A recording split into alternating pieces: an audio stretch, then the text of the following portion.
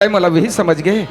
अरे पगले आज ये हाथ नहीं मैं जिंदगी मिला था रोशनी ए चांद शुरू धरते आकाशला साक्षी मान के कहा था आज शादी कर होते तोर साथ था किसी से नहीं। महोदीपक ये पूरा बस्ती के सामने प्रण करे थे जी का आज होते तोर घर अच्छा और खाली होते महू आज बनगाम कसम खात हो आज साखो चार पढ़ूते तुहर मन के और काली साखो चार पढ़ूते तुहर मन के कैसे ओम भूर्भुवः तस्य वितुर्वरेण्यं भर्गो देवस्य धीमहि स्वाहा।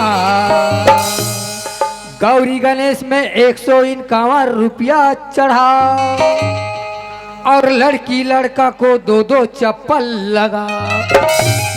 दीपक है रोशनी तय बन भी राजा अच्छा मैं बनूं रानी और तेरे मेरे बीच में प्रेम कहानी।